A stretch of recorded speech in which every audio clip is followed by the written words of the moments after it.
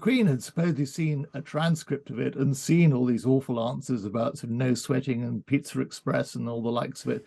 And she appears to have realized, oh my God, this is going to go down incredibly badly before dear old Andrew. It's just about the Chinese Vice President Han Zheng has been invited to the Coronation. What does the former Conservative leader Ian Duncan Smith think about that? Not much. I have to tell you, not much at all. This is the individual, by the way. Let's get this actually straight.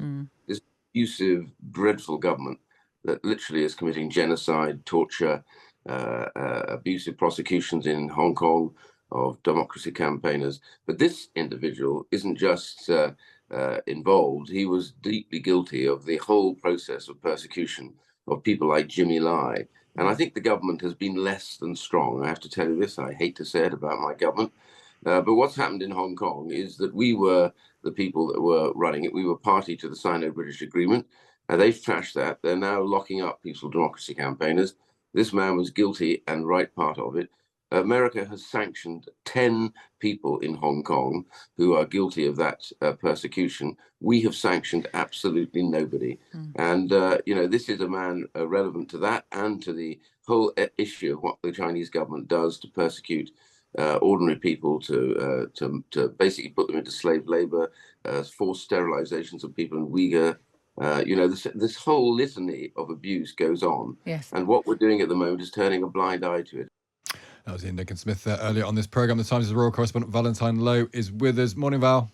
Good morning, Stig. I suspect this is what happens with any big state occasion, doesn't it? That there will always be criticism of some people being invited and some people not being invited.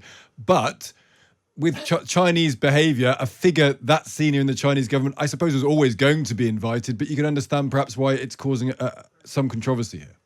Absolutely can understand why it's causing controversy. But it's extraordinary way international protocol works. I mean, if you're having a wedding, you invited your friend, and the friend can't make it, but they say, I'm sending my aunt instead.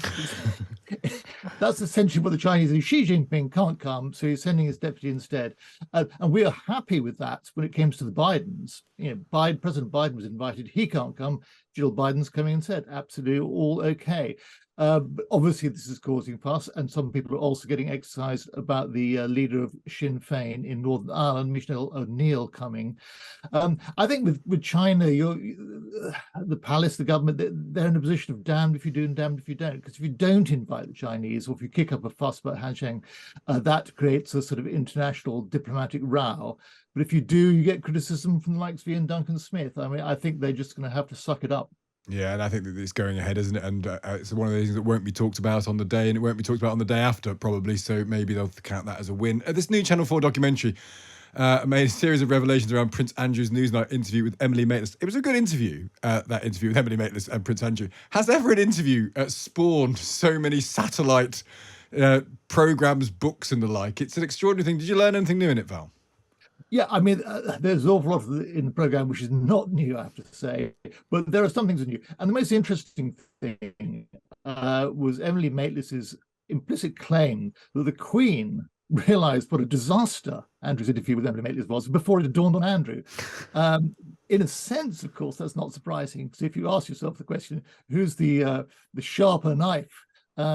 The late Queen or Prince Andrew, I don't think there's any contest. But the Queen had supposedly seen a transcript of it and seen all these awful answers about sort of no sweating and Pizza Express and all the likes of it. And she appears to have realized, oh my God, this is going to go down incredibly badly before dear old Andrew, who, we have to remind ourselves at the end of the interview was absolutely happy, thought it had gone marvelously well. People from the palace said to Emily Maitlis and the other Newsnight people, "Oh, do stay for movie night." I mean, he couldn't have been happier.